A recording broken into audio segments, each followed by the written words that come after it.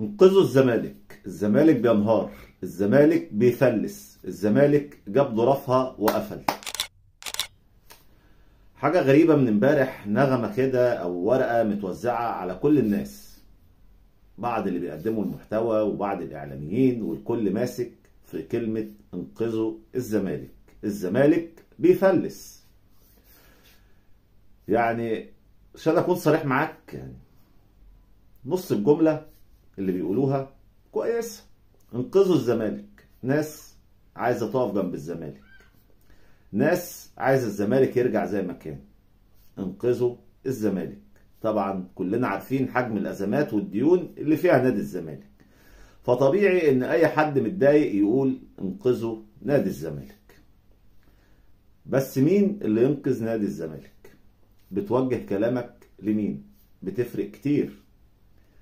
في ناس بتوجه كلامها لجمهور الزمالك، في ناس بتوجه كلامها لرجال أعمال نادي الزمالك، وفي ناس بتوجه كلامها لأبناء نادي الزمالك، اللعيبة اللي نادي الزمالك خيرهم عليهم، اللعيبة اللي دلوقتي في مراكز يعني حدث ولا حرج وتقدر تقف جنب النادي. إنما الغريب بقى واللي مضايق واللي مخليني بتكلم دلوقتي، اللي طالع بيتكلم مش واحد ولا اتنين ولا 10، بقول لك ورقة ومتوزعة. انقذوا الزمالك، الزمالك بيفلس، الزمالك بينهار، الزمالك هيقفل. بيوجهوا الكلام لمين؟ بيقول لك يا خطيب انقذ الزمالك. كلام متوجه للخطيب عشان ينقذ نادي الزمالك. مستوعب؟ هو الخطيب ايه عشان ينقذ نادي الزمالك؟ شغال ايه في الدولة عشان ينقذ نادي الزمالك؟ ايه دخل الخطيب بنادي الزمالك؟ وينقذ نادي الزمالك ليه؟ اذا كان النادي الاهلي هو السبب في اللي فيه نادي الزمالك، وهو اللي بيلعب من تحت الترابيزة عشان يوقع نادي الزمالك، فجاي النهاردة لما الناس عمالة تجتمع والناس بتحاول تقدم في حلول والجمهور بيقدم في حلول وده بيقدم في حلول، جاي ولما الموضوع قرب يخلص تطلعوا تقولوا انقذ الزمالك يا خطيب، عشان وقت الموضوع ما يتحل تقولوا الخطيب هو اللي انقذ الزمالك من اللي هو فيه. لا، لو الخطيب اللي هينقذ الزمالك احنا مش عايزين نادي الزمالك.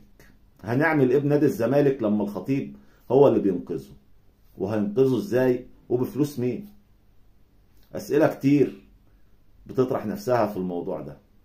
ليه الخطيب؟ ليه بعض الجماعة اللي هم بيقولوا احنا زملكاوية وبيطلعوا يقدموا محتوى طالعين يا خطيب مالكش دعوة باللي بيهلفطوا، وانت راجل محترم، وانت راجل عمرك ما عملت مشكلة، وانقذ نادي الزمالك؟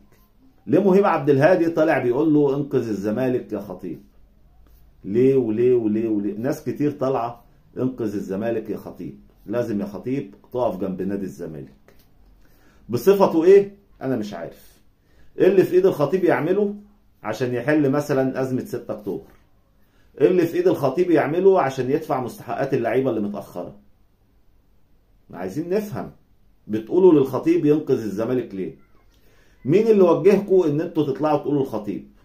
وليه في البداية بتلعبوا على عاطفة جمهور الزمالك والزمالك بيغرق ولازم حد يقف جنب منه، وبعد كده ترميها في ملعب الخطيب؟ ليه الكلام ده؟ وليه اللي بيحصل؟ احنا مش فاهمين. قلنا جمهور الزمالك مش هيسيب الزمالك، بس الإدارة تحط الجمهور على أول الطريق.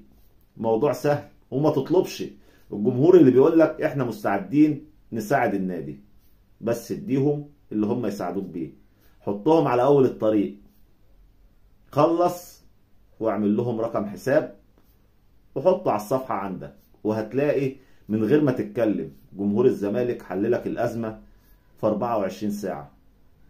بس في ناس من مصلحتها ان الأزمة ما تتحلش، في ناس بتعمل على زيادة الأزمة، في ناس بتلعب انها تدخل النادي الأهلي تاني جوه نادي الزمالك.